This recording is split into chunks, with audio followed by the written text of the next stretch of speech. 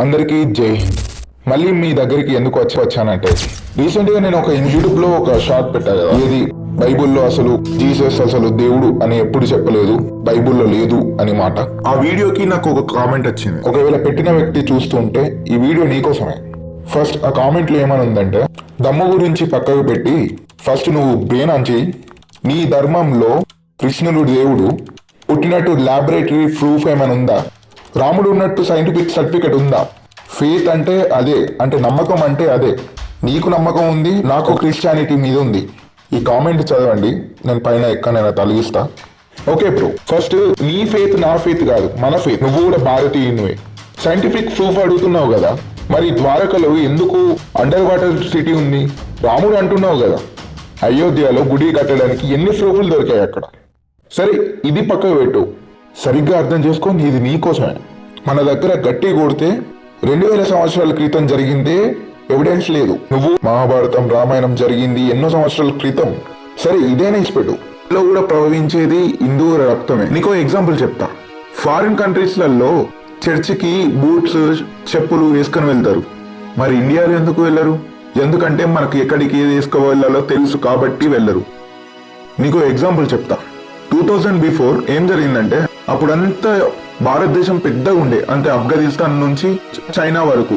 తర్వాత ఆఫ్ఘనిస్తాన్ మీద నుంచి మొఘల్స్, నిజామ్స్ వీళ్ళు వచ్చి అటాక్ చేసి భారతదేశాన్ని సగం ముస్లింల రాజ్యం లాగా చేశారు. భాగంగా చేసిళ్ళు, దాంట్లో కన్వర్ట్ అయ్యిళ్ళు కొందరు. వాళ్ళు వచ్చి మన టెంపుల్స్ ని ఇవన్నీ కూలగొట్టి వాళ్ళ రాజ్యంగా చేశారు. దాంట్లో కొందరు మంది వీళ్ళు. ఇది ఫస్ట్ జోన్. మెల్లిమెల్లిగా కన్వర్ట్ అవుతున్నారు.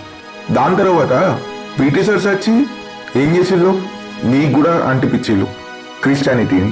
అది సరే, మీ ఫ్రెండ్స్లలో హిందూస్ ఉంటారు కదా, వాళ్ళని అడుగు ఒకసారి. అరే మామ, అందరు దేవుళ్ళు ఒకటే కదా రా మామ అని అడుగు. దేవుళ్ళు ఒకటే రా అంటారు. ఎందుకంటే మన దేశంలో 3 టైప్స్ రూలింగ్ జరిగింది. అరే అంతెందుకు, సాయిబాబానే దేవుడు అంటారు. అర్థం చేసుకో బ్రో, నువ్వు కూడా ఇండియన్వే. అంతెందుకు, ఏ దేశంలో ఉండదు ఇట్లా నువ్వు ఎవరినైనా మొక్కుకో అని. పాకిస్తాన్లో డైరెక్ట్ గా చెప్తారు ఇది మా ముస్లిం కంట్రీ అని. Afghanistan 3 US countries, Africa, Australia ఇవన్నీ క్రిస్టియన్స్ కంట్రీస్. అన్ని మతాలు సమానంగా చూడాలి, ఎందుకంటే హిందూయిజం నశించాలి, ఎందుకంటే కనిపించకుండా చేయాలి. అప్పుడే కదా దేవుడు వస్తాడు.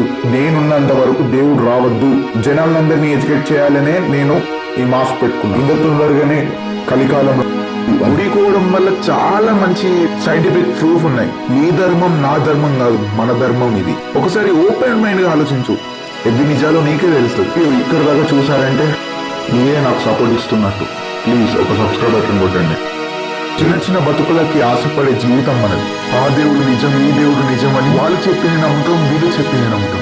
మన పూర్వీకులు ఎవరు, మనం ఏం చెప్తే నమ్మాలి అని అన్ని మర్చిపోతున్నాం. కొత్తదానికి అలవాటు పడుతున్నాం. నేను ఎందుకు ఇలా మాట్లాడుతున్నా అంటే రీజన్ ఉంది. ఎందుకంటే నేను చిన్నప్పటి నుంచి చూస్తూ పెరుగుతున్న సిచ్యువేషన్స్ అలాంటి. నువ్వు కూడా అంతే, నువ్వు చిన్నప్పటి నుంచి చూస్తూ పెరిగిన సిచ్యువేషన్స్ అట్లాంటి.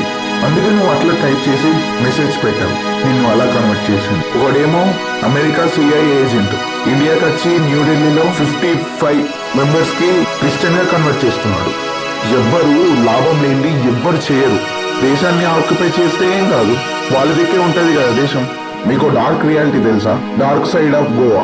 సెయింట్ ఫ్రాన్సిస్ ఎగ్జేవియర్ ఇతను ఏం చేసిండు తెలుసా? గోవాలా గుళ్ళని కూల్చేపించిండు, హిందూస్ ని ఆట బొమ్మలకి ఆడుకున్నాడు. రోడ్ల మీదనే చంపేవారు. బ్రిటిషర్స్ ఎందుకు వచ్చి పాలన చేసి లేడా? ఒక చిన్న వ్యాపారం కోసం వచ్చారు. ఇప్పుడు మాత్రం మతాన్ని వ్యాపించి వస్తున్నారు.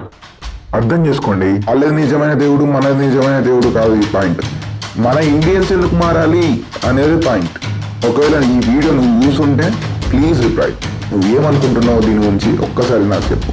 మీరు కూడా ఒక చిన్న కామెంట్ రాయండి. నా సపోర్టర్స్, నా బిలీవర్స్.